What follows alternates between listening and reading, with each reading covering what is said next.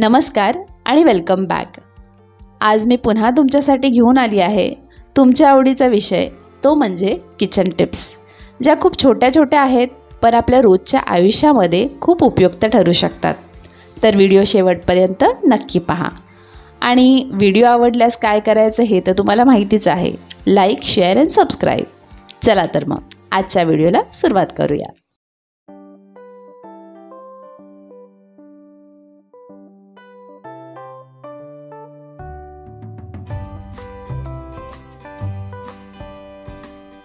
आपल्या किचनमध्ये आपण जे ग्रॉसरी आयटम्स ठेवतो ते त्याच्या एक्सपायरी डेटपर्यंत व्यवस्थित राहतात, जर ते पॅकेट्समध्ये पॅक असतील तर।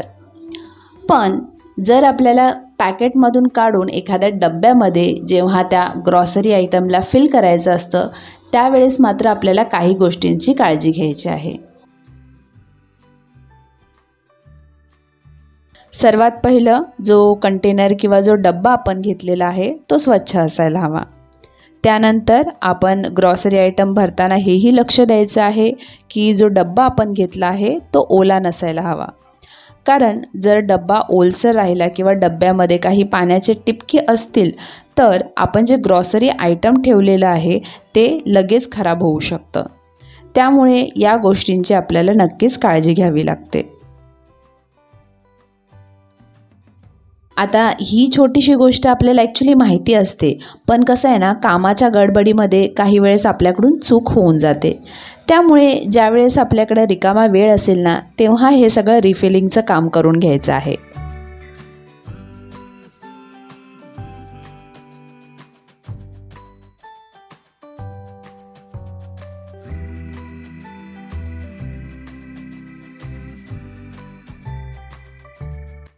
आपण गॅसवरती जेव्हा केव्हा छोटी भांडी ठेवतो ना, त्यावेळेस आपल्याला एक प्रॉब्लेम फेस करावा लागतो।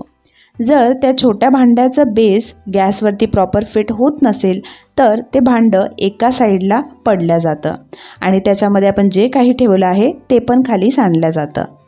त्यासाठी आपल्याकडे एक उपाय आहे, ते म्हणजे अशा प्रकारचे जे स्टँड आपल्याला भेटतं, जे पापड भाजण्यासाठी किंवा भाज्या भाजण्यासाठी उपयोगी असतं, ते आपण इथे वापरू शकतो।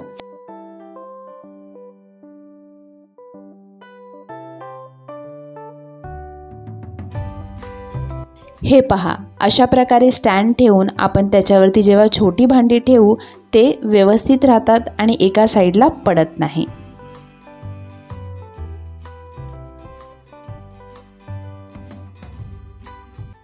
आपण स्वयंपाक बनवताना हे जे असे पॅकेट्समधले मसाले जेव्हा वापरतो ना, तेव्हा आपण कित्येक वेळा काय करतो, एकदा यातला मसाला वापरून झाल्यानंतर हे ओपन पॅकेट ना आपण तसंच ठेवून देतो।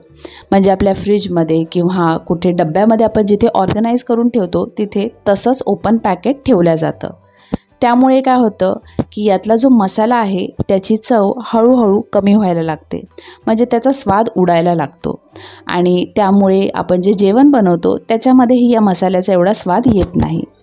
म्हणून एकदा हे पॅकेट्स आपण ओपन केले आणि त्यातला मसाला वापरून झाल्यानंतर अशा प्रकारचे आपले जे घरामध्ये रबर बँड्स अवेलेबल असतात ना, त्याच्याने आपल्याला टाय करून घ्यायचं आहे।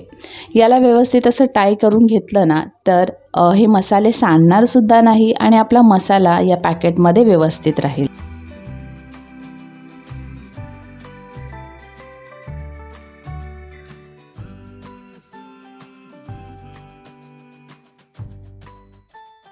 आता आपण स्वयंपाक बनवताना काही जणांना सवय असते की भरपूर भांडी काढायची, पण कित्येकदा ना स्वयंपाक बनवताना सगळीच भांडी खराब होत नाही। म्हणजे काही भांडी जसं प्लेट किंवा वाटी या आपण फक्त भाजी ठेवण्यासाठी किंवा भाजी कापण्यासाठीच वापरतो, ज्या तेलकट होत नाही आणि खराब पण होत नाही, ज्याला आपण लगेच धुवूनही ठेवू शकतो। पण काही वेळेस आपण काय करतो की ही सगळीच भांडी घासण्यासाठी ठेवतो।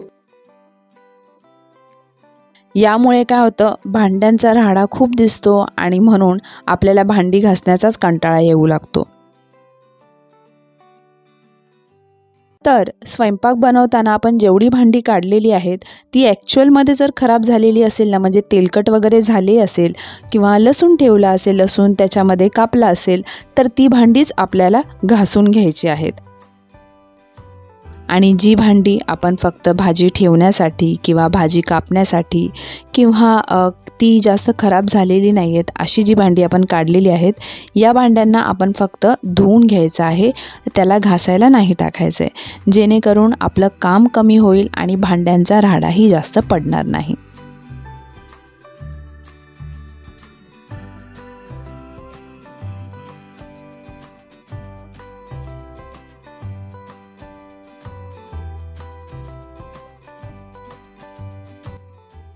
आपल्या किचनमध्ये आपण वेगवेगळी पिठं वापरतो, गहू, ज्वारी, बाजरी, तांदूळ. तर ही सगळी पिठं आपण ज्या डब्यांमध्ये ठेवतो ना, ते डब्बे आपल्याला त्यातली पिठं संपल्यानंतर लगेच घासून घ्यायचे आहेत. म्हणजे पुढच्या वेळेस आपल्याला ज्या डब्यामध्ये पीठ भरायचं आहे तो डब्बा आधी स्वच्छ असायला पाहिजे. कारण एखाद्या डब्यातलं पीठ जर संपलं आहे आणि त्याला तुम्ही पुन्हा धुवून न घेता किंवा स्वच्छ करून न घेता डायरेक्टली नवीन पीठ तुम्ही त्याच्यामध्ये फिल करत असाल ना, तर काही दिवसांनी तुम्ही नोटीस कराल की जे आपलं नवीन पीठ आहे त्याला जाळी लागायला सुरुवात होते.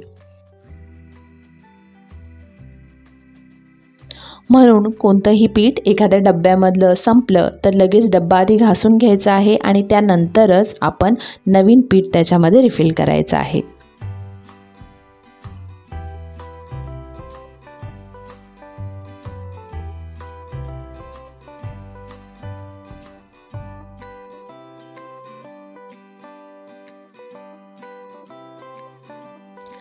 आता आपण आपल्या किचनमध्ये जे मिक्सरचं भांडं वापरतो ना, ते एकदा वापरून झाल्यानंतर आपण त्याला स्वच्छ तर करतोच, पण याची जी खालची बाजू आहे ना, याला आपण जरी क्लीन केलं तरीसुद्धा काही वेळेस ती अस्वच्छच राहते.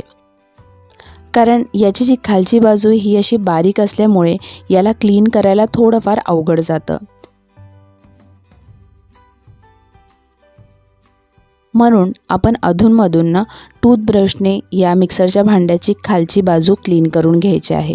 कारण टूथब्रशचं जे तोंड आहे ते बारीक असल्यामुळे आपण व्यवस्थित याला क्लीन करू शकतो. आणि जरी हे आपण डेली नाही केलं तरीसुद्धा आठवड्यातून एकदा वगैरे आपण याला क्लीन करू शकतो, जेणेकरून आपलं मिक्सरचं भांडं किंवा जार व्यवस्थित सगळ्या साईडने क्लीन होईल.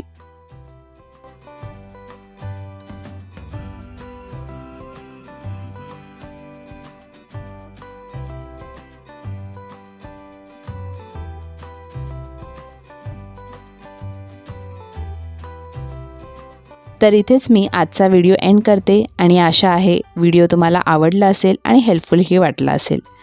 तर पुन्हा भेटूया एका नवीन व्हिडिओबरोबर. तोपर्यंत मस्त रहा, हसत रहा आणि स्वतःची काळजी घ्या. धन्यवाद.